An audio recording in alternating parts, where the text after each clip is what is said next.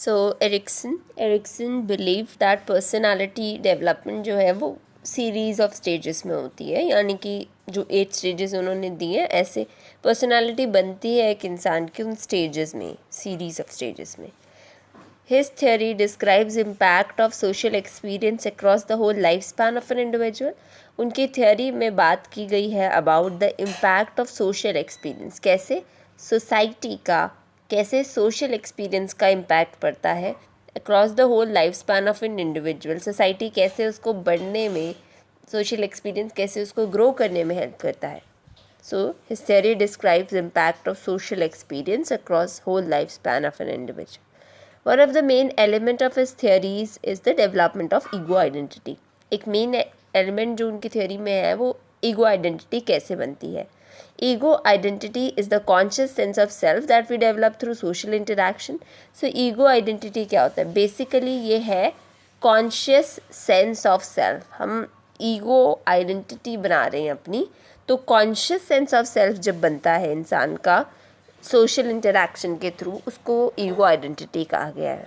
Right, it is the conscious sense of self that we develop through social interaction.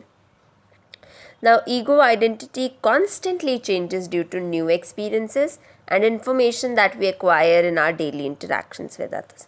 So, ego identity जो है वो लगातार constantly बदलती रहती है due to new experience and information. जो नई नई एक्सपीरियंस, नया नया इन्फॉर्मेशन हम गेन करते हैं, उससे ईगो आइडेंटिटी जो है वो कॉन्स्टेंटली बदलती जाती है.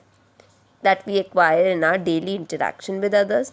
Now he believe that sense of competence motivate करता है बिहेवियर एंड एक्शन को ऑफ एन इंडिविजुअल. तो उनका मानना था कि एक सेंस ऑफ कॉम्पिटेंस हर एक इंसान में है और वो ही मोटिवेट करता है बिहेवियर को, एक्शन को इंडिविजुअल की.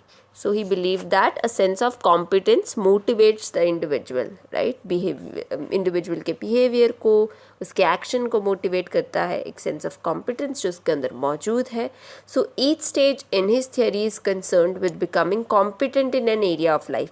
हर एक स्टेज में एक वर्च्यू है, हर एक स्टेज बात करता है like being competent, becoming competent, how to become competent in one area of life, in an area of life. So he believed that person's experience जो है हर एक person experience करता है conflict को, that serves as a turning point in development. ठीक है, उनके according एक व्यक्ति जो है उसकी हर एक स्टेज में एक conflict से वो फेस करता है और वो ही एक टर्निंग पॉइंट बनता है उसकी डेवलपमेंट में.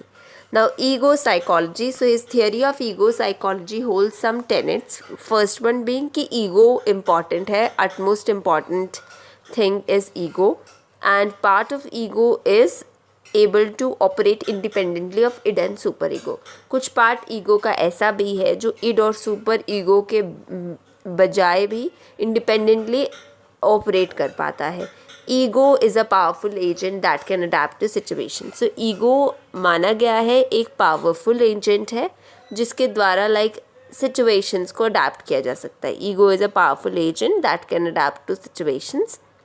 सोशल फैक्टर्स इम्पॉर्टेंट एक रोल प्ले करते हैं पर्सनालिटी को बनाने में. Social factors play an important role in personality development. Now his theory was more comprehensive than Freud's. उनकी थियरी फ्रॉइड की थ्योरी से कॉम्प्रिहेंसिव है and it included information even about normal personality to incorporate society and culture and not just it talks about sexuality. So in normal personality की बात की है तो incorporate his theory into social and as well as cultural factors की भी बात की गई है.